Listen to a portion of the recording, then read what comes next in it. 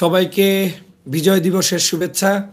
স্বাধীনতা দিবস, বিজয় দিবস আমাদের মানে সব দিবস আজকের। আমরা বাংলাদেশের মানুষ দীর্ঘদিন পর জালিম শাহীর হাত থেকে রক্ষা পেয়েছি, অবৈধ এই ফেসিবাদের হাত থেকে আমরা রক্ষা পেয়েছি। এজন্য আল্লাহর দরবারে আবারও শুকরিয়া আদায় করছি, আলহামদুলিল্লাহ। শহীদ সকল ভাইদের প্রতি আমার আল্লাহর দরবারে দোয়া করে এবং শহীদি ভাইদের উচ্চতর মাকাম কামনা করে আমি আজকে যে বিষয়গুলো নিয়ে কথা বলতে চাই, আপনারা খুবই গুরুত্বপূর্ণ, সবাই এটা শেয়ার করুন, সাথে থাকুন। আমাদের এখন দেশ গঠন করতে হবে। ফেসিবাদী শেখ হাসিনা যেভাবে পতন হওয়ার কথা ছিল, আল্লাহ সেইভাবেই পতন ঘটিয়েছে। আল্লাহ হয়তো তাকে আরও ইজ্জত দিয়ে পতন ঘটাইতে পারত, সেই ইজ্জত নেওয়ার মতো যোগ্যতা, দক্ষতা আল্লাহ শেখ হাসিনাকে দেয় নাই বিধায় পতনটা এমনভাবে করিয়েছে যাতে সমগ্র মানুষের হৃদয় থেকে তার নাম ধুলায় মিশে যায়।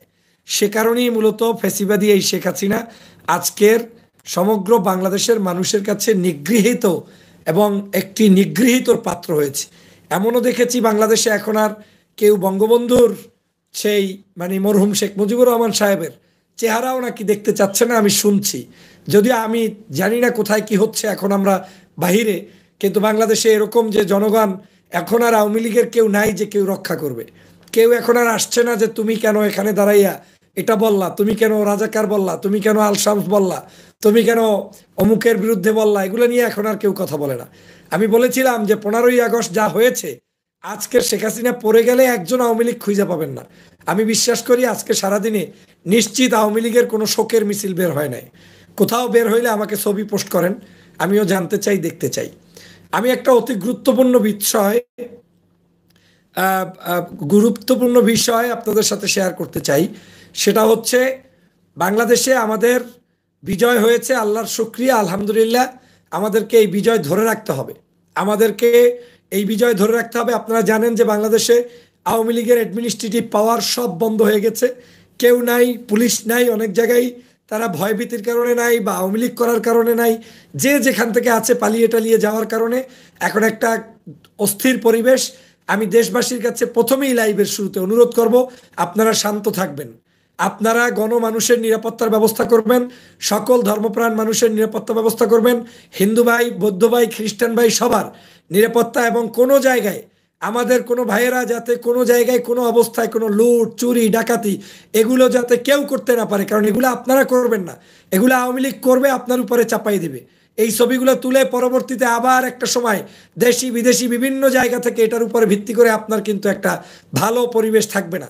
অতএব আপনাদেরকে অনুরোধ করছি, দেশ আমরা গঠন করার যথেষ্ট সময় পাবো। আমরা সবাই মিলে ঐক্যবদ্ধভাবে শহীদি পরিবার সহ বাংলাদেশের সকল রাজনৈতিক দলের নেতাকর্মীরা মিলে আওয়ামী লীগ বাদে এই দেশটাকে সবাই মিলে গঠন করব। আওয়ামী লীগ পালিয়েছে, ওরা যাতে ওদের আদর্শের কারণে আর কোনোদিন বাংলাদেশের মানুষের কাছে আসতে না পারে, এ ব্যাপারে আজকের সবাইকে সতর্ক থাকতে হবে। আওয়ামী লীগ যা করেছে তার জবাব তারা পেয়ে যাবে, সামনে আরও বিচারিক পদ্ধতিতে পাবে। আপনারা ওদেরকে শুধু পালাইতে দেবেন না, এই কাজটা করবেন, তাইলেই হবে ইনশাল্লাহ। ওদেরকে জেলে অ্যারেস্ট করা বা বিভিন্ন ধরনের অ্যাক্টিভিটিস করা সেটা শুরু হয়ে যাবে। আশা করি আমাদের সেনাপ্রধান যে বক্তব্য দিয়েছেন, বক্তব্যের পরে আমাদের আর কোনো বক্তব্য থাকে না। আমরা একটা ছোট্ট সরকার পাবো, এই সরকারের উপর ভিত্তি করে আমরা আগামী দিনে সুন্দর একটি গ্রহণযোগ্য নির্বাচনের মধ্য দিয়ে দেশের একটা স্থায়ী সমাধান আমরা ইনশাল্লাহ নিয়ে আসব। সেই পর্যন্ত আপনারা ধৈর্য ধারণ করে থাকবেন। আমি এখন যে প্রসঙ্গটা বলতে চাই সেটা হচ্ছে, বাংলাদেশে আপনারা আয়নাঘরের নাম শুনেছেন। আমার এই লাইভটা শুধু তাদের জন্য উৎসর্গ করছি। এই আয়নাঘরের মধ্যে বাংলাদেশের বহু নির্যাতিত মানুষ এখন আটকা আছে। আমি জানি না, যদি মারা গিয়ে থাকে লাশ চাই, দাফন হয়ে থাকলে কবর চাই, জীবিত থাকলে সন্ধান চাই। কথা ক্লিয়ার, কোনো বগুজগু চলবে না। আমার আমান আল আজমি, মীর কাসেম আলীর সন্তান আরমান, এইরকম করে বাংলাদেশের বহু জামাত, শিবির, বিএনপির কারা কারা এই আয়নাঘরে আছে সবাইকে ছেড়ে দিতে হবে, নিঃশর্ত ছেড়ে দিতে হবে। তাদেরকে মাপ চেয়ে তাদেরকে ছেড়ে দেওয়ার ব্যবস্থা করে দিতে হবে, এবং এটা করতে হবে আজ এবং কালের মধ্যে। সারা বাংলাদেশের যত রাজনীতিবিদ, যারা জামাত ইসলামের সেক্রেটারি জেনারেল, বিএনপির এই যে কি বলে আপনার আমাদের রুহুল কবির রিজভী সাহেব সহ কেন্দ্রীয় যত নেতারা জেলের মধ্যে আছেন, বিপি নুরুল হক নূর সহ বাংলাদেশের এক বাক্যে বিরোধী মতের সকল রাজনৈতিক নেতা সবাইকে কোনো কথাবার্তা ছাড়া ডাইরেক্ট জেল গেট থেকে ছাইড়ে দিতে হবে। কাগজ কলম তোমরা ম্যানেজ করে নাও, তাদের মামলা থাকলে জামিন তোমরা দিয়ে দাও, যেমনে হোক তাদের মুক্তির ব্যবস্থা করো। আয়না ঘরে কোনো মানুষ আমার থাকতে পারবে না। আপনারা এই আওয়াজ তুলুন। আপনারা এই বিজয় মিছিলের চাইতেও বড় বিজয় হবে যদি আপনি আমান আল আজমিকে, এই গোলাম আজম সাহেবের সন্তান, তাকে যদি সামনে নিয়ে আসতে পারেন। তার কোনো অপরাধ নাই, তার বাবার কোনো অপরাধ ছিল না। তাদেরকে এইভাবে করে জুলুম করে বাবাকে মানে জেলের মধ্যে মেরেছে, সন্তানকে অ্যারেস্ট করে নিয়ে দীর্ঘদিন পর্যন্ত কোথায় রেখেছে। আমি এই পরিবারের, আমি জানি বাংলাদেশে এই সকল কথা অনেকে বলতে ভয় পান, আপনারা বলেন না। কারণ যখন রাজনীতি হয় ধর্মের জন্য, ইসলামের জন্য, দাড়িওয়ালা টুপিওয়ালার জন্য, আপনাদের খুব গায়ে বাজে। এই আমান আল আজমি সেনাবাহিনীর উচ্চতর ব্যক্তি ছিলেন, যিনি বাংলাদেশ সেনাবাহিনীর প্রধান হওয়ার যোগ্যতা রাখেন। তার মতো একজন শিক্ষিত সজ্জন ব্যক্তি গোলাম আজমের সন্তান ট্যাগ লাগাইয়া তাকে আয়না করে রেখেছেন। অচিরেই তার মুক্তি চাই।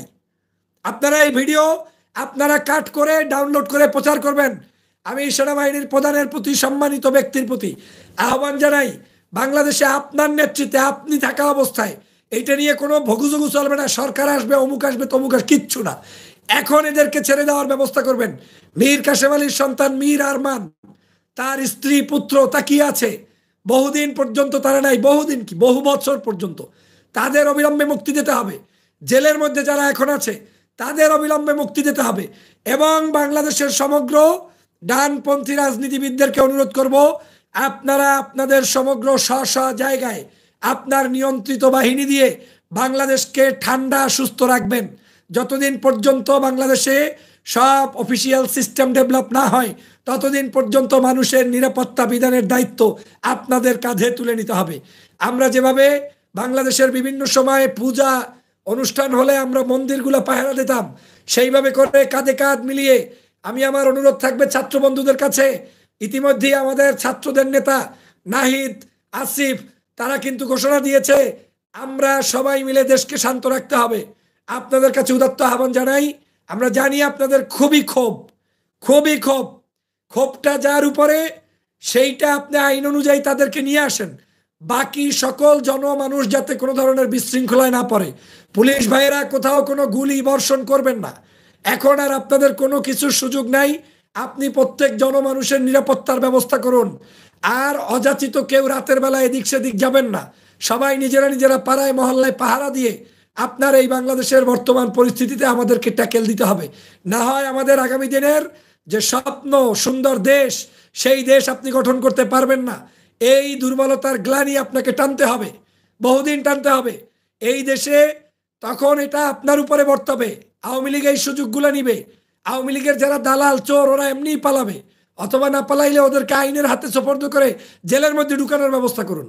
কিন্তু সমগ্র জায়গায় আমাদের সবাইকে ঢাল হিসাবে ব্যবহার হয়ে আমাদেরকে প্রতিবাদ অব্যাহত যেমন রাখতে হবে, ঈদের উৎসবও পালন করতে হবে, আনন্দ উৎসবও করতে হবে। এবং 2-1 দিনের মধ্যে আমি সর্বোচ্চ চেষ্টা করব, বাংলাদেশের বিমান যদি চলাচল করে এবং বিমানের এয়ারপোর্টে যদি আসার এখন সুযোগ হয়, আমি সর্বোচ্চ চেষ্টা করব আমিও আপনাদের সাথে দেশ গঠনে বাংলাদেশের দ্রুত সম্ভব চলে আসতে। ইনশাআল্লাহ আমাদের সবাই মিলে আমাদের এই দেশ গঠন করতে হবে। আমাদের এই দেশকে, আমাদের এই আওয়ামী লীগের ওই চোর ডাকাতদের হাত থেকে দেশকে রক্ষার জন্য আমাদের সবাইকে চেষ্টা করতে হবে। এই চোরেরা যা লুট করেছে, টাকা পয়সা মেরে দিয়েছে, দেশটাকে ধ্বংস করেছে, আল্লাহ তাদের হাত থেকে আমাদেরকে যে বাঁচিয়েছে, এটা আমাদের জন্য বিশাল নেয়ামত, বিশাল নেয়ামত। প্রিয় ভাইরা, অতএব আমাদের সবাইকে দেশ গঠনে এগিয়ে আসার আহ্বান জানাই। আপনাদেরকে বলতে চাই, আয়নাঘর নিয়ে আমি কেন বলছি, আয়নাঘরে আমরা জানি যে বাংলাদেশের সিংহভাগ মানুষদেরকে নাকি একটা গ্রাউন্ডের মধ্যে, যেটা নাকি ক্যান্টনমেন্ট বেজ অথবা কোথায় আছে আমি জানি না, তাদেরকে নাকি রাখা হয়েছে। কেউ কেউ বলছেন আমান আল আজমি, মীর কাসেম আলীর ছেলে আরমান সেও সেখানে আছে। এই সহ যত গুম খুনের শিকার, বিশেষ করে গুমের শিকার যারা বেঁচে আছে তাদের মুক্তি চাই। ইলিয়াস আলী যদি বেঁচে থাকে, আয়নাঘরে থাকে, তার মুক্তি চাই। এরকম করে প্রত্যেকটি দলের সকল নেতাকর্মীর আমি মুক্তি চাই। বাংলাদেশের মানুষের, আমাদের সবাইকে দেশ রক্ষায় ঐক্যবদ্ধভাবে এগিয়ে আসতে হবে। আমরা চাই আগামী কালকের মধ্যে বাংলাদেশটা শান্ত থাকুক, সুন্দর থাকুক। আমাদের ছেলেমেয়েরা আরামায়েশে ঘুরতে পারে, প্রত্যেকে স্বাধীনভাবে ঘুরতে পারে, স্কুল কলেজে যেতে পারে। পরিবেশ ফিরিয়ে আনতে হবে প্লিজ, আপনাদেরকে এই দায়িত্ব নিতে হবে। কারণ এই 15 বছরের, আমি জানি অনেক সমস্যা হবে, কারণ 15 বছরের সমগ্র জায়গায় আওয়ামী লীগ ঢুকে গিয়েছে। আপনি কিছু না বললেও তো চলে গিয়েছে, পালিয়ে গিয়েছে। বিশ্ববিদ্যালয়ের শিক্ষক, বিশ্ববিদ্যালয়ের ভাইস চ্যান্সেলর, পুলিশ, এরপরে র্যাব, বিজিবি, সব জায়গায় তাদের লোক। এই মানুষগুলোকে আপনার সংশোধন করতে সময় লাগবে। অতএব এখন যেভাবে আছে সেটার মধ্যে যতটুকু আমরা পারি ততটুকু আমরা রিকভার করব, আর না পারলে সেটার জন্য আমাদেরকে মনে রাখতে হবে যে আমাদেরকে চেষ্টা চালিয়ে যেতে হবে। প্রিয় ভাইরা, আমার এক ভাই, তিনি ডক্টর শহীদুল হক, তিনি একটা লেখা লিখে পাঠিয়েছেন, আপনাদেরকে পড়ে শোনাই। তার মনের আবেগ থেকে আজকের আপনাদের এই বিজয় উল্লাসের আগেই তিনি বলেছেন, মারলো কত সেনা অফিসার, মারলো কত হেফাজত। সবাই যদি পারেন কমেন্টস করবেন। মারলো কত সেনা অফিসার, মারলো কত হেফাজত, মারলো শ্রমিক, ছাত্র জনতা, মারলো জামাত, মানে জামাতে ইসলামী, মারলো শ্রমিক, ছাত্র জনতা, মারলো জামাত। কতবার কত প্রাণ কেড়েছে, সকল হিসাব কষো। কতবার কত প্রাণ কেড়েছে। এই যে আওয়ামী লীগ শত শত মানুষের আপনার প্রাণ কেড়ে নিচ্ছে, সেটাই কবির ভাষায় বলছেন, কতবার কত প্রাণ কেড়েছে, সকল হিসাব কষো। সব খুনিদের ফাঁসিতে ঝুলাও, সব খুনিদের ফাঁসিতে ঝুলাও, আজ বিচারে বসো। প্রিয় ভাইরা, এটাই হচ্ছে বাস্তবতা। আবার আপনাদেরকে শোনাচ্ছি, মারলো কত সেনা অফিসার। আপনারা জানেন 57 জন সেনা অফিসার মেরেছিল এই শেখ হাসিনার আমলে। সেজন্য তিনি বলছেন, মারলো কত সেনা অফিসার, মারলো হেফাজত। 5ই মের শাপলা চত্বরে হেফাজতকে মারা হয়েছে। মারলো শ্রমিক, ছাত্র জনতা, এই যে ছাত্র মেরেছে, শ্রমিক মেরেছে। মারলো শ্রমিক, ছাত্র জনতা, মারলো জামাত, জামাতে ইসলামীর মানুষগুলোকে গুলি করে মেরেছে, পিটিয়ে মেরেছে, হত্যা করেছে, ফাঁসি দিয়েছে। সেটাই বলেছে। কতবার কত প্রাণ কেড়েছে, সকল হিসাব কষো। সব হিসাব তোমাদেরকে এখন করতে হবে। কতবার কত প্রাণ কেড়েছে, সব হিসাব কষো, সকল হিসাব কষো। সব খুনিদের ফাঁসিতে ঝুলাও, আজ বিচারে বসো। আজকেই বিচারে বসো। সব খুনিদের ফাঁসিতে ঝুলাও, আজকে বিচারে বসো, আজ বিচারে বসো। প্রিয় সহযোদ্ধা ভাইরা, অতএব আমাদের এই বিজয়, আমাদের এই আনন্দ, আমাদের এই উৎসব, সব কিছু আমরা করতে পারবো। আমাদের দেশ আমাদের গঠন করতে হবে। শিক্ষা, সংস্কৃতি, রাজনীতি সব ধ্বংস হয়ে গিয়েছে। এ দেশের সব শেষ। অতএব এই দেশের সব যদি পুনর্বর্তন করতে হয়, তাহলে আপনাকে, আমাকে, আমাদেরকে সবাইকে ভলান্টিয়ারি কাজ করতে হবে দেশ গঠনে। আপনারা নিশ্চয়ই অনেক আবেগ আপ্লুত। আজকে সবাই ঈদ উৎসব পালন করতেছেন। আমি নিশ্চিত আপনাদের প্রতি যথেষ্ট ভালোবাসা। আমি নিশ্চিত আপনারা এই ঈদ উৎসব পালন করেন, কিন্তু আমরা আরেকটু সুশৃঙ্খলভাবে যতটুকু পারা যায় আবেগ থাকবে, মিছিল করব, যাতে কোনো ভাঙচুর না হয়, যাতে কোনো বন্ধু আক্রান্ত না হয়। আপনার একটা কাছের বন্ধু, আপনি জানেন যে হয়তো আদর্শিকভাবে আপনার ভিন্ন, আপনার হাতে পাওয়ার চলে আসছে, এখনই ধমক দেওয়ার দরকার নেই, খুব বেশি ভাব নেওয়ার দরকার নেই। আল্লাহ তাআলা পাওয়ার দেয়, পাওয়ার আবার নিয়েও যেতে পারে, যেটা শেখ হাসিনাকে দিয়ে আল্লাহ শিখাইছে। অতএব আমাদেরকে আল্লাহর উপরে ভরসা রেখে, জনগণকে ভালোবাসা দিয়ে, সকল মানুষের হৃদয়ে স্থান করে নিয়ে, হিন্দু, মুসলিম, বৌদ্ধ, খ্রিস্টান সবাই মিলে একটা সুন্দর জাতি গঠনে আমরা কিভাবে অবদান রাখতে পারি, এই বিষয়ে আমাদেরকে চেষ্টা করতে হবে। আমরা এখন বাংলাদেশের যে কোনো মূল্যে একটি সুন্দর গভর্নমেন্ট আসবে। এই ছোট্ট অল্প সময়ের গভর্নমেন্টের দায়িত্ব হবে আমাদেরকে একটি সুন্দর সুষ্ঠু নির্বাচনের ব্যবস্থা করা। সেটার জন্য তারা 3 মাস 5 মাস যতটুকু সময় নেয়, সেই সময়টা আমরা তাদেরকে ভদ্রভাবে দিব, এবং আমরা আমাদের রাজনৈতিক নেতৃবৃন্দের বক্তব্যের অপেক্ষায় থাকব। আমাদের বাংলাদেশের এই মুহূর্তে আমি বাংলাদেশ জাতীয়তাবাদী দলের পক্ষ থেকে জানিয়েছেন, আমিও তাদের পক্ষ থেকে জানাচ্ছি, জামাত ইসলামের শফিক সাহেব, ডাক্তার শফিকুর রহমান, জামাত ইসলামের শ্রদ্ধাস্পদ সম্মানিত আমির, উনি বক্তব্য দিয়েছেন, জানিয়েছেন আপনাদেরকে, এরকম করে চরমনের পীর জানিয়েছেন, হেফাজতরা জানিয়েছেন, আমাদের এই ছাত্র আন্দোলনের নেতারা আহ্বান করেছেন। সবাই মিলে আমরা আর কোনো বৈষম্যের বাংলাদেশ চাই না। আমরা ভদ্রভাবে একত্রে সবাই মিলে ঐক্যবদ্ধভাবে এই ফ্যাসিবাদের বিরুদ্ধে আমরা যেভাবে রুখে দাঁড়িয়েছি, এখনো আবার দেশকে গঠনের জন্য সবাই সেভাবে নিজের দেশ মনে করে, নিজের ভাই মনে করে, নিজের বোন মনে করে, নিজের প্রশাসন মনে করে, নিজের অফিস মনে করে আমরা সেই কাজটা করব। আর একটা কাজ আপনাদের কাছে, যদিও এই দাবি কতটুকু আপনি গ্রহণ করবেন আমি জানি না, যদি আপনি মনে করেন, ধরেন গণভবন থেকে আপনি হাঁস এনেছেন, বিছনার চাদর এনেছেন, ইটস ফাইন, কিন্তু যদি আপনি মনে করেন এমন কোনো একটা রাষ্ট্রীয় সম্পদ এনেছেন যেই সম্পদটায় রাষ্ট্রের ক্ষতি হইতে পারে, আপনি এই সম্পদটা স্বেচ্ছায় গিয়ে সেনাবাহিনীর কাছে দিয়ে আসবেন। ইজ্জত যাবে না, সম্মান বাড়বে। যদি এমন হয় আমি জানি না, হাঁস মুরগি নিয়ে আসছেন অসুবিধা নেই, ল্যাপ কম্বল নিয়ে আসছেন অসুবিধা নেই, কিন্তু যদি জাতীয় গুরুত্বপূর্ণ এমন কিছু আছে কিনা, হতে পারে সেটা কোনো একটা আপনার কার্ড হোল্ডার যেখানে রাষ্ট্রের গুরুত্বপূর্ণ ফোন নাম্বার থাকতে পারে, হতে পারে সেটা আপনি হয়তো জানেনও না, আপনার কোনো কাজেও লাগবে না, হতে পারে সেখানে কোনো একটা মানে ওই জায়গার কোনো একটা গুরুত্বপূর্ণ কোনো মেশিন কিংবা যন্ত্র, এই জিনিসগুলো ভাই আমরা আমাদের এটা যাতে কোনো অবস্থায় না হয় এটা আমাদের মাথায় রাখতে হবে। আপনি গোসল করেন, আরো 5 বার গিয়ে সুইমিং পুলে গোসল করে আসেন। ল্যাপ কম্বল শেখ হাসিনা ঘুমিয়েছে, ওটা একবার ইউজ করেছে, নতুন যারা ওই বাসায় যাবে সে আর ওটাই ঘুমাবে না।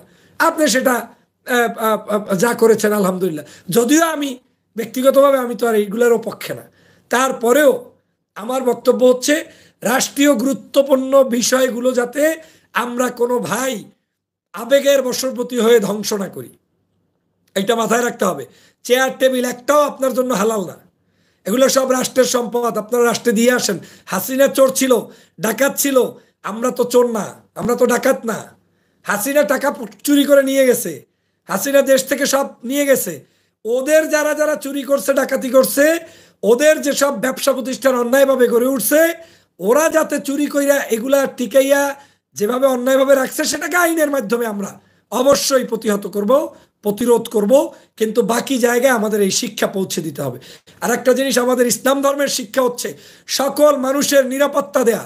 আমাদের এখন সুযোগ এসেছে আমাদের ব্যবহারের মধ্য দিয়ে মানুষদেরকে দিনের দাওয়াত দেওয়া, ইসলামের দাওয়াত দেওয়া, ধর্মের দাওয়াত দেওয়া, দলের প্রচার করা।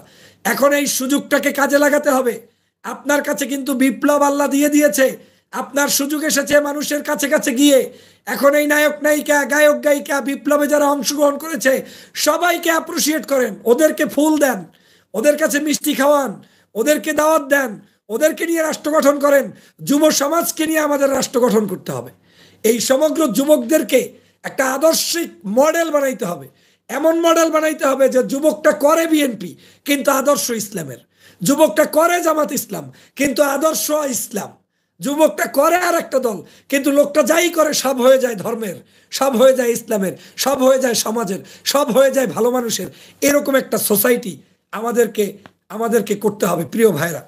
আর আমাদের সকল ভাইদের ওই যার সাথে যার রাগারাগি করে কাউকে কোনো খুনাখুনি, হত্যা, রাহাজানি এগুলো করা যাবে না, যাবে না, যাবে না। আমার পক্ষ থেকে একেবারেই অনুরোধ, মানুষকে আল্লাহর রাসূল সাল্লাল্লাহু আলাইহি ওয়াসাল্লাম যখন কাবা শরীফ বিজয় হয় কাফেরদের সাথে কি আচরণ করেছিলেন, তারপরে আমাদের সবাই যখন নির্যাতন করে তাকে পাঠিয়ে দেয়, মদিনাবাসী তাকে কিভাবে অ্যাকসেপ্ট করছিল, এগুলো থেকে আমাদের শিখার আছে অনেক কিছু। আমরা যেই বাংলাদেশে আমরা প্রবেশ করতে পারতাম না 3 দিন আগে, সেই বাংলাদেশে আমাদেরকে এয়ারপোর্টে মানুষ আসবে, রিসিভ করবে, এটাই তো বড় নিয়ামত। এর চেয়ে তো বড় কিছুর দরকার নাই ভাই। যেই ফয়জুল হকরে অ্যারেস্ট করানোর জন্য সিঙ্গাপুর এয়ারপোর্টে নিষেধাজ্ঞা জারি হইল, 20 ঘন্টা আমাকে অ্যারেস্ট করলো, আমাকে বাংলাদেশে ডাইরেক্ট পাঠাইতে চাইলো। অনেক গল্প করি না, এখন করার সুযোগ আসছে, করব। কিন্তু আল্লাহ আমাকে ব্যবস্থা করে যে কোনো মূল্যে সেখান থেকে আমি সেফ হয়ে অন্য আরেকটা রাষ্ট্রেতে যাওয়ার সুযোগ পেয়েছি। কিন্তু বাংলাদেশে অপেক্ষায় ছিল আমাকে অ্যারেস্ট করবে আরও 6 মান্থ আগে। আল্লাহর মেহেরবানি, সেই ফয়জুল হক আল্লাহ এমনভাবে সেফটি রেখে আপনাদের সাথে এখনো কথা বলার সুযোগ করে দিচ্ছে। এখন দেশে আসবো, দেশ আমাদের, দেশ আমাদেরকে গঠন করতে হবে। অতএব সবাই মিলে এই দেশ গঠন করার জন্য কোনো অহংকার রাখিয়েন না ভাই, লাভ নাই, এগুলো থাকে না। শেখ হাসিনা থেকে শিক্ষা নিন। বাবার মূর্তি ঝুলিয়েছে, শোনেন, হৃদয়ে মূর্তি ঝুলাও, হৃদয়ে, মানুষের হৃদয়ে মূর্তি ঝুলাও, লটকিয়ে দিয়ে কোনো লাভ হবে না। শেখ হাসিনার একটা মূর্তিও বাংলাদেশে সম্ভবত নাই, আমি জানি না, আমি ইনভলভ না, আমি জানি না, আমি দেখিও নাই, কিন্তু আমার ধারণা নাই। আমি সেনাবাহিনীর অনেককে দেখেছি শেখ হাসিনার পিকচার অফিস থেকে নামাইয়া এরকম পিটাইয়া ভাঙতে দেখেছি, আমি আজকে দেখেছি। এটা কেন? কারণ মানুষের পুঞ্জীবিত ক্ষোভ। শেখ হাসিনা তুমি হৃদয়ে ঢুকতে পারো নাই, ভয় ভীতির সংশয় করে বাংলাদেশকে এতদিন চাপিয়ে রেখে কিছু দালালদেরকে পার্শ্ববর্তী দেশ ভারতের মদস্পুষ্ট হয়ে এই জায়গায় অনৈতিক শাসন ব্যবস্থা চালু করেছে বিদায় আজকে তোমার পাশে কেউ নেই, কেউ নেই। তোমাকে আজকে ইন্ডিয়াতে একটা বিমানে পর্যন্ত তুমি যাওয়ার নিরাপদ বোধ করো না। তোমার জন্য রাষ্ট্রীয় বিমান যায় কয়দিন আগেও, আজকে তোমাকে হেলিকপ্টারে, তাও আর্মির হেলিকপ্টারে প্যাক করে পাঠিয়ে দিতে হয়। আহা, জাতি হিসাবে, জাতি হিসাবে শেখ হাসিনা তুমি লজ্জায় নাই, আমরা লজ্জায়। সমগ্র বিশ্ব দেখছে আজকে আমার দেশটাকে আর একটা শ্রীলঙ্কার মতো। কেন? তোমার কারণে বাংলাদেশের সম্মান ধূলিসাৎ করে দিয়েছ। তুমি মনে করেছো যে মাজার শরীফ পাতলেই মানুষ জিয়ারত করে? মাজারের মানুষটা হইতে হয় সেই রকম, যেই মানুষটা মরলে সেই মানুষটার কবর হয়তো বান্দানো নাও থাকতে পারে, কিন্তু হাজার হাজার মানুষ যাবে। তোমরা লিখে রাখো, এই যে সাইদি, নিজামী, কাদের মোল্লা, হাজার হাজার মানুষ এখন জিয়ারাতে বের হবে, কিন্তু কবরের পাশে যাই দেখবা একমাত্র একটা ঠিক মতো একটা খেসাও নাই। হয়তো মানুষকে চিনেই দিতে হবে এইটা কাদের মোল্লা, এইটা নিজামী। কারণ কি? হৃদয়ে ছিল, তাই চেপে ধরেও তাদেরকে আটকাইতে পারবে না, তারা যাবেই। কিন্তু তুমি বঙ্গবন্ধুর অট্টালিকা ঠিকই সাজিয়েছ, কিন্তু তোমার ওইখানে এখন কে যে কোন বই স্বাক্ষর করবে সেই জায়গার ইমাম, ওই যে দোয়া করতো তোমাদের, তাকেও এখন খুঁজে পাওয়া যায় কিনা আমি সন্দিহান। অতএব আমরা কখনো জুলুম করি না। এই যে আমরা যে বক্তব্য দিচ্ছি, এই বক্তব্যই যদি রিপ্লেস করেন যে ডক্টর ফয়জুল ঠিক, কিন্তু আওয়ামী লীগের ফয়জুল যদি এখন বক্তব্য দিত, তাহলে বলেন তো অবস্থাটা কি হইতো? প্রথমেই আসছে বলতো ওদের ঘেড়ি চেপে ধর, ওরে মার, ওরে পিটা, ওরে শেষ করে দে, ওরে বাইর করে দে, ওরে মার, ওই মানে সব একসাথে করতো। করতো কিনা ভাই? এটাই আমাদের মধ্যে তাদের মধ্যে পার্থক্য। কারণ ওরা আদর্শবাদী না, ওরা লুটেরা, ওরা ধর্ষণকারী, ওরা হত্যাকারী, ওরা মানবতা বিবর্জিত ব্যক্তি। আমরা আদর্শকারী, আদর্শবান, যে কারণে আমাদের চিন্তা চেতনা আদর্শ আর ওদের আদর্শ কোনোদিন এক হবে না। প্রিয় সহযোদ্ধা ভাইরা, আল্লাহ যদি নসিবে লিখে রাখে, আল্লাহ যদি নসিবে রেখে রাখে, সকল নির্যাতিত মানুষ বাংলাদেশে মুক্ত বাতাসে ঘুরতে পারবেন। আমি অনুরোধ করছি সব মামলা প্রত্যাহার হতে হবে, এবং বেছে বেছে না যে উনি আমার খালাতো ভাই তারটা বাদ দাও, অমুকেরটা বাদ হবে না, এটা হবে না। মামলা বাদ দেবা, বিপি নুরুল হক নুরেরও দেবা, তারেকেরও দিতে হবে। মামলা বাদ দিবা, খালেদা জিয়ারও দিবা, জামাতের সেক্রেটারিরও দিতে হবে। এক বাক্যে রাজনৈতিক রাজবন্দী সবার মুক্তি, কোনো এক পেশে বক্তব্য চলবে না।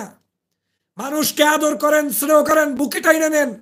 পৃথিবী আপনার হবে, মারা গেলেও পৃথিবীর যেখানে থাকেন আপনার জন্য মানুষ গায়েবানা জানাজা পড়বে। প্রিয় সহযোদ্ধা ভাইরা, এই দাবিগুলো আপনাদের প্রতি করছি আমরা। এর মানে এই না যে আপনি জামাত করেন সবাই এখন এই চরমনাইর হুজুরের মুরিদ হইতে হবে না, আবার আপনি বিএনপি করেন কালকেই জামাতে যোগ দিতে হবে না। হ্যাঁ, যদি যোগ দেন ভালো, কারণ সে দলটা আরো ভালো, খারাপ না। তারা ইসলাম দুনিয়া আখেরাত সব নিয়ে করে, ওইটা নিয়ে আমার বাধা নাই, কিন্তু আমি উদাহরণ হিসেবে বলছি যে আপনি যেটা করেন সেটা আপনি করেন, কিন্তু মানবীয় গুণ থেকে আপনি এমন ভাবে চলেন যেটাই মূল ইসলাম, এইটা যেন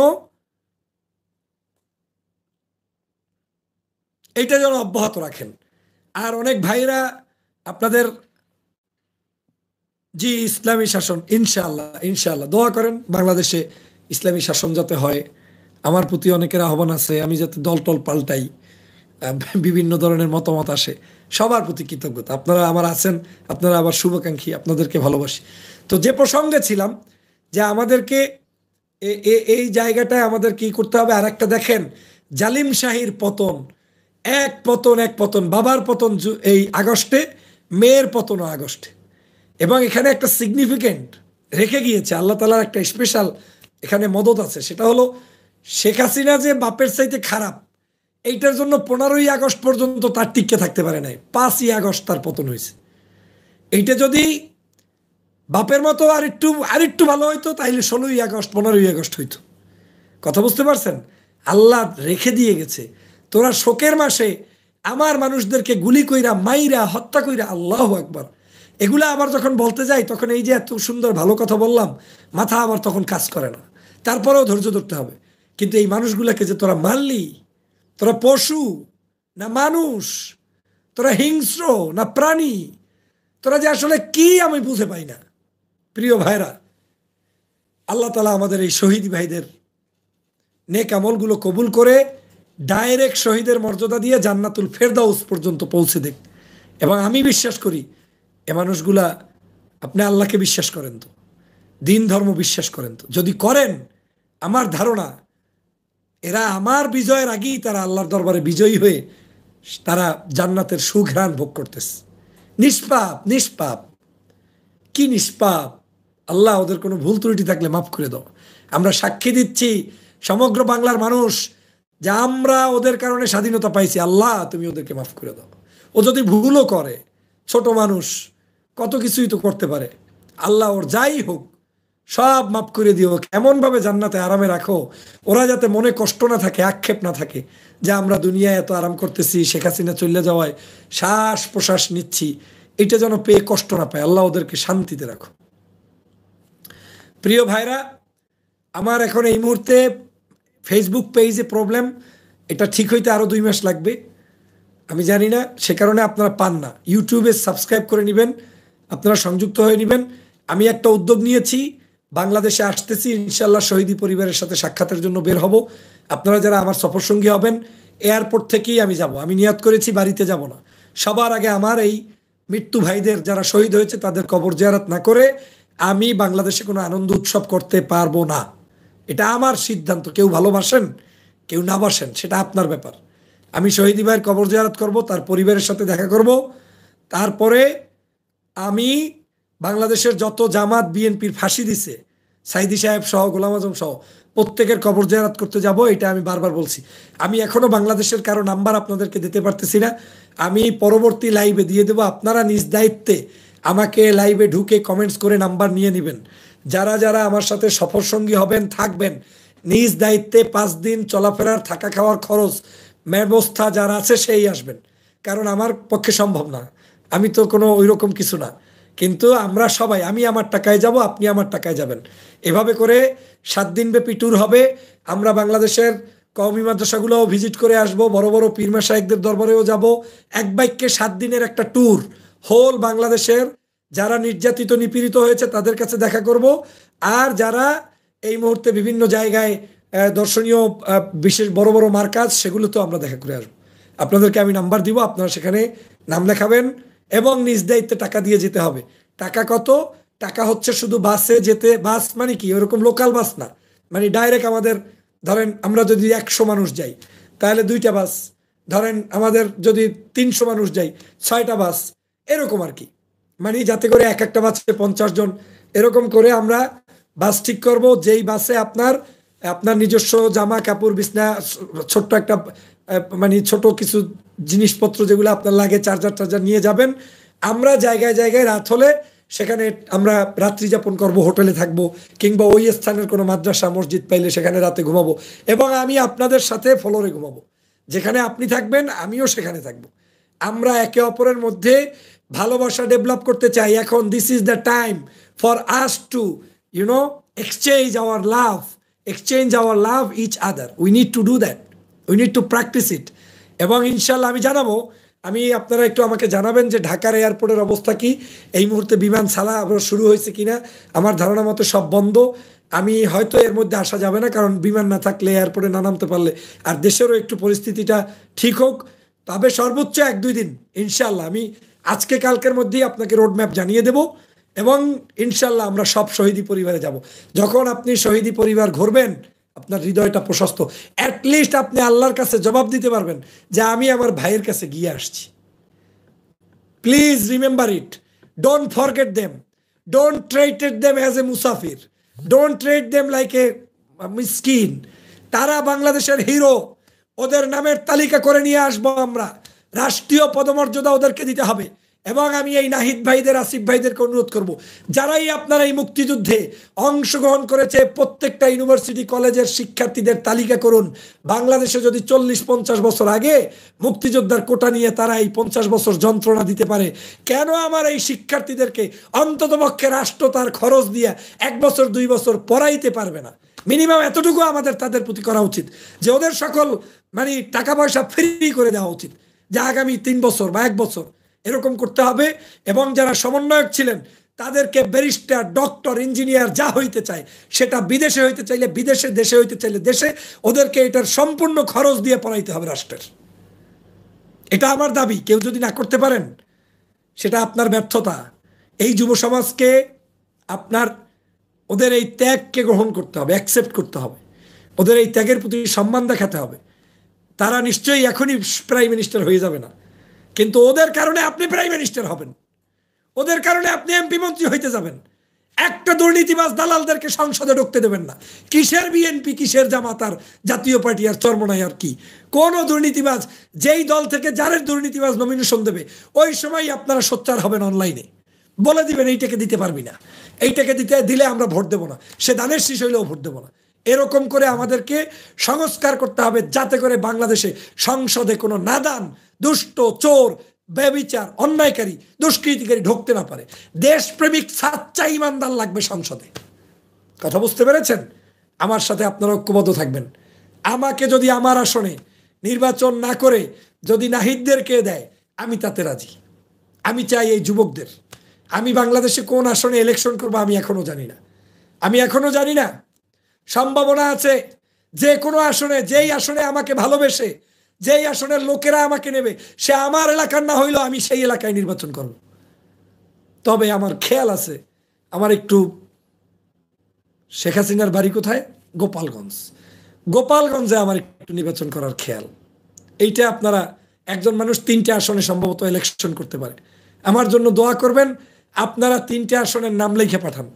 একটা গোপালগঞ্জ নিয়ত করছিলাম, আর একটা আমার মনে খুব আক্ষেপ ছিল এই যে আরাফাত, এই যে আরাফাত্যা জয়ের বন্ধু, ওদের বা এই আওয়ামী লীগের সবচেয়ে যেখানে বেশি মানে চুলকানি, যেখানে ওদেরকে শাস্তি দেওয়ার জন্য, মূলত আমার এমপিত্বর জন্য না, যেখানে ওদের শাস্তি দেওয়া যায় সেখানে ইলেকশন করা দরকার। সেই জন্য এরকম 3টে আসন আপনারা লেখেন। 3টে আসন। 1 নাম্বার আমার দেশের বাড়ি ঝালকাঠি, এটা একটা আসনে থাকতে পারে। এর বাহিরে, ঝালকাঠির বাহিরে 2টে আসন লাগতে পারেন, একজন ব্যক্তি 3 জায়গায়। আমি চাই, আমি গোপালগঞ্জ আমার একটা তালিকায় আছে এবং আমার কনফিডেন্ট আজকের চিত্র যা দেখেছি, গোপালগঞ্জে শেখ হাসিনা আমার কাছে পরাস্ত হবে যদি আল্লাহ সুযোগ দেয়, ও যদি নির্বাচন করে, আর না করলে তো কথাই নেই। অতএব গোপালগঞ্জের মানুষ তো সব খারাপ না, শেখ হাসিনা খারাপ, কিন্তু এই গোপালগঞ্জে আপনি দেখেন, আমরা যাই দেখবেন, আমি যাবো তো, আপনার এই যে বাসের ট্যুর, এর মধ্যে গোপালগঞ্জে একটা ট্যুর থাকবে ইনশাল্লাহ। গোপালগঞ্জে যাব, পদ্মা ব্রিজে ছবি তুলবো না, এই জায়গা থেকে টুস করে ফেলাই দেয় কেমন, এটা দেখতে হবে না? So guys, are you ready to be with me or not? You will enjoy with me, I am sure. I am very jolly mentality, I am very easy people, I want to engage with you. Do you want to be with me or not?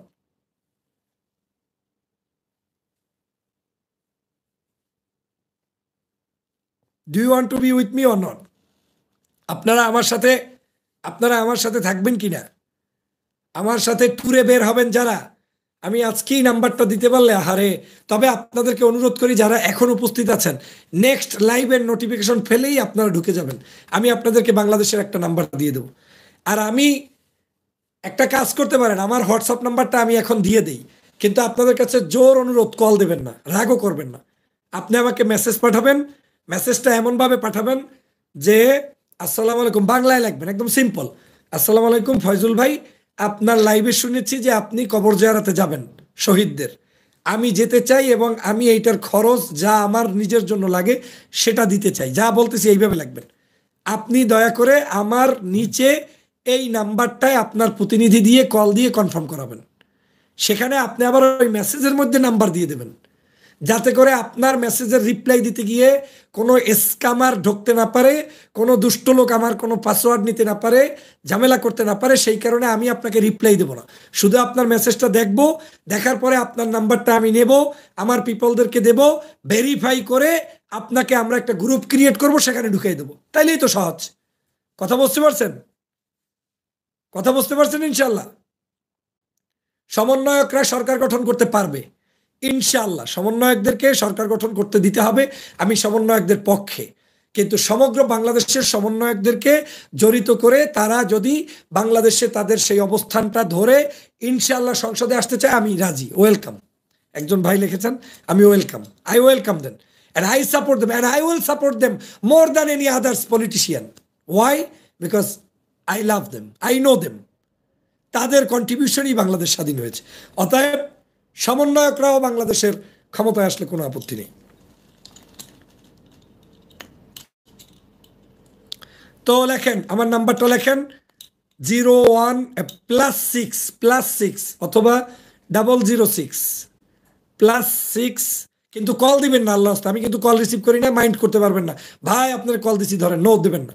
আপনি +6 0183 0183 +6 0183 709 709 709 386 386। একজনে একটু নাম্বারটা লিখে দেন তো এখানে, যা বলছি আমি এতক্ষণ। +6 মানে এটা মালয়েশিয়ার নাম্বার, +6 0183 709 386। যারা শুধুমাত্র আপনারা আমাদের সাথে যাবেন, তারা এই নাম্বারে যেভাবে আমি মেসেজ দিতে বলেছি, মেসেজের মধ্যে আপনার নাম্বার সহ ইনক্লুড করবেন। ভাববেন না যে মেসেজ দিচ্ছেন আর আপনার নাম্বারটা আবার আমি কপি করতে হবে, তা না। আমি আপনার মেসেজটা আমার কোনো এক ফ্রেন্ডকে ফরওয়ার্ড করব, সে গ্রুপ ক্রিয়েট করে আপনাদের সাথে কনফার্ম করে, এর বাহিরে বাকি সবাই এয়ারপোর্টে আসতে পারবেন। কিন্তু যারা ট্যুরে যাবেন আমাদের সাথে জিয়ারতের উদ্দেশ্যে, তাদের ক্ষেত্রে এই নাম্বারটা প্রযোজ্য। আর বাকিরা সবাই এয়ারপোর্টে আসতে পারবেন, আপনি যাবেন না কিন্তু এয়ারপোর্টে আসবেন, আপনার সাথে সাক্ষাৎ হবে, দেখা হবে, মোলাকাত হবে, কোনো সমস্যা নেই। তো এই হচ্ছে আজকের ইনফরমেশন। আয়নাঘরের ক্ষেত্রে আপনারা সবাই মিলে আয়নাঘরে যারা আছে তাদের মুক্তির ব্যবস্থা করবেন, সকল রাজনীতিবিদদের মুক্তির ব্যবস্থা করবেন, চোর ডাকাত যারা যেখানে আছে ওদেরকে ধরিয়ে দিবেন, ব্যারিস্টার সুমন টুমন যেগুলো ছিল এদেরকে ধরিয়ে দিবেন। Tell the number again, I already told you, +6 0183 0183 709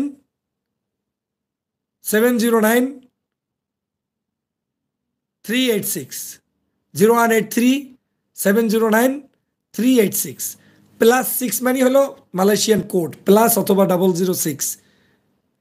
এরপরে আপনারা শুধু হোয়াটসঅ্যাপে মেসেজ দিবেন এইভাবে সাজিয়ে, ফয়জুল ভাই আপনার লাইভ থেকে দেখেছি শহীদদের জিয়ারতের জন্য যাবেন, আমি যেতে চাই, এবং আমরা এই সমন্বয়কদের সাথেও দেখা করবো ইনশাল্লাহ, যদি তারা আমাদেরকে অ্যালাউ করে, সাক্ষাতের সুযোগ থাকে, কারণ এখন তারা অনেক ব্যস্ত ইনশাল্লাহ। তো তাদের সাথেও দেখা করব, সবাই মিলে আমরা সবার সাথে সাক্ষাৎ করব এবং সবার সাথে দেখা করব। আপনারাও আপনার পরিচিত যদি সমন্বয়ক কেউ থাকে বলবেন, ফয়জুল ভাই সালাম জানিয়েছে এবং ফয়জুল ভাই আসলে দেখা করবে, আমি ইনশাল্লাহ সবার সাথে দেখা করব। সব আলেম ওলামার মুক্তি চেয়েছি আমি, বারবার বলতেছি, আলেম ওলামা, আয়নাঘরে মামলা হামলা যারা যেখানে আছে, এই যে মুফতি জসিমউদ্দিন টুসিমউদ্দিন, সব কারো কোনো জেলে থাকতে পারবে না, সব বের করে দিতে হবে। আর এখানে এই পর্যন্তই, আপনারা মেসেজ পাঠাইয়েন, ইনশাল্লাহ আপনাদের সাথে দেখা হবে।